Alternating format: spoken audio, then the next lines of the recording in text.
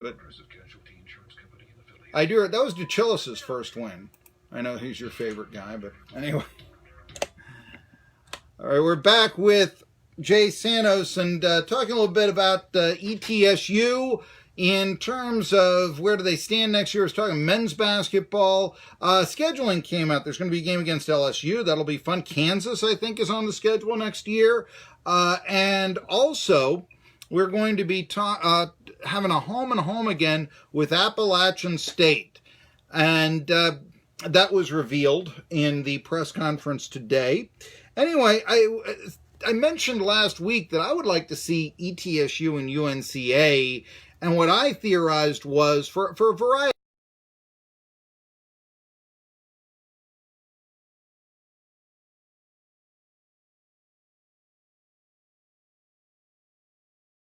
and Johnson City, but the proximity to them. I mean, I thought that would just be a great home and home. The UNCA Bulldogs coach is from Elizabethton these days and such.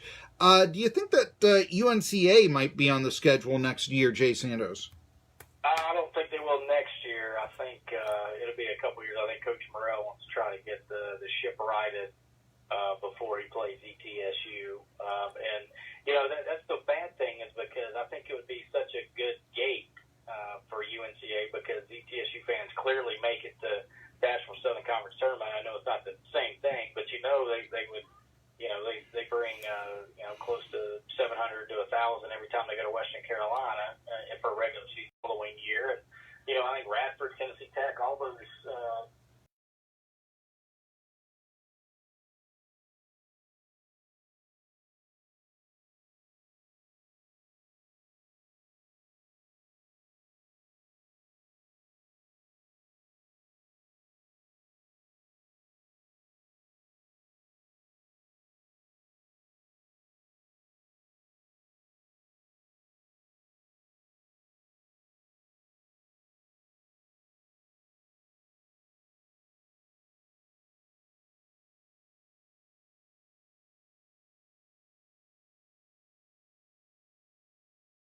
at Belfry, when it was in Arkansas, had ETSU actually fly. Once Coach Belfry probably get things going, I'm assuming he would want to play as well. So hopefully, in the next couple of years, having you know Justin Kearns at App State now agreeing to home and home. Hopefully, as you mentioned, Mike Morrell at UNCA will get it going. Hopefully, Coach Belfry at Tennessee Tech will get that going.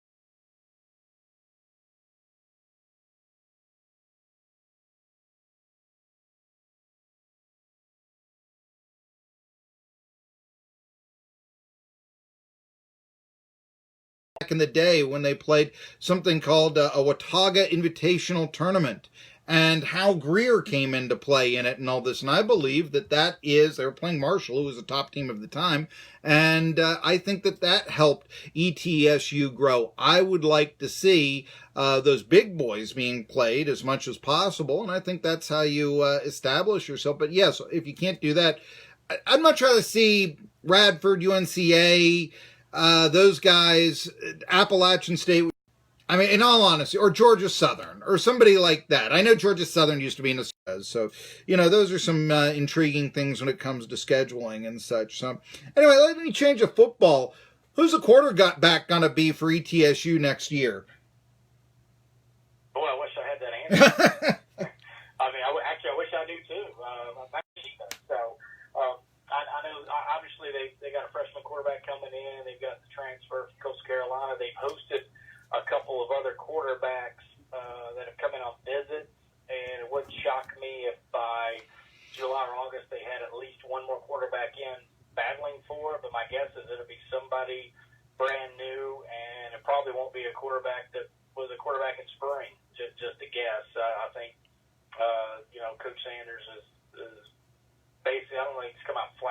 I guess there's a lot of question. How come a Pike? How come a Weigel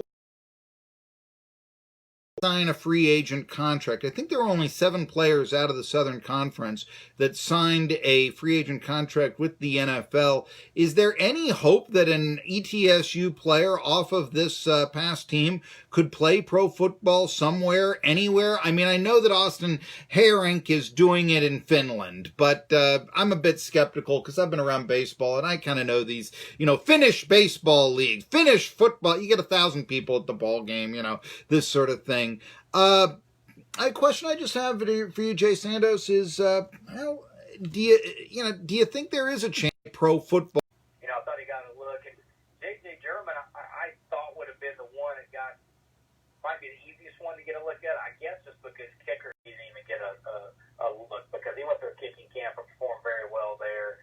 But as of right now, I think Kevin Wick's the only guy that's been signed. Wick, I should thank you for letting me know this. Set up.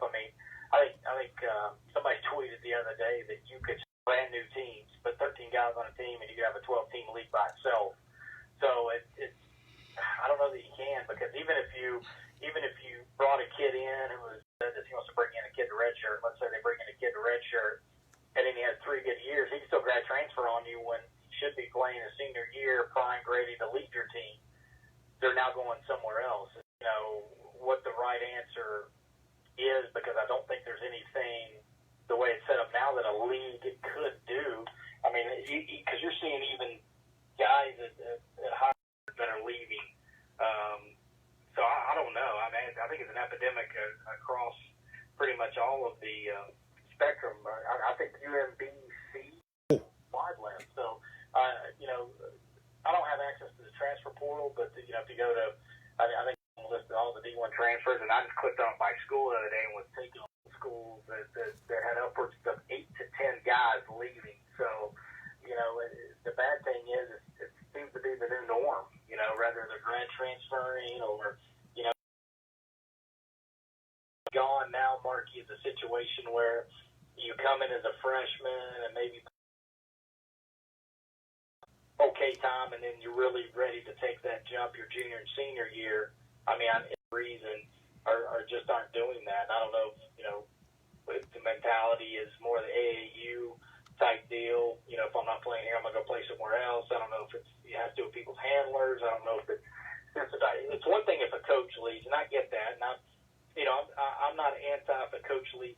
Where I sign with the school, I sign for the coach and the system and what they want to do. And I'm all for if a coach leaves, the players should be allowed to kind of figure out where they want to go and what they want to do. But, you're seeing, even Kiva Luma at Wofford, I mean, you would assume, and I was going to Virginia Tech, but, he at Georgia Tech that he could in the Southern Conference to showcase. Well, I'm not mistaken, several years ago, right, there was the guy, BMI, that led the nation in scoring and transferred to Missouri, was never heard from again.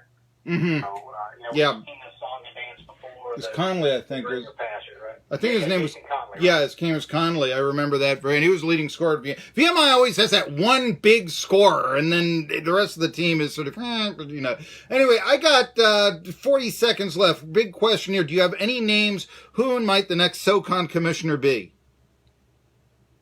Matt Doherty. Matt Doherty? Okay. All right. So basically, this is really being kept close to the vest. Hey, the old one, he's going to be going at the end of next month and all that. So a new one is coming in, and I'm sure you would agree. I want to see better broadcasting contract, more exposure for the Southern Conference. That's probably how you prevent the transfers from going to the quote unquote bigger schools. He's Jay Sandos, voice of the Bucs. I'm Marky Billson. I'll see you tomorrow at noon. Colin Coward is next.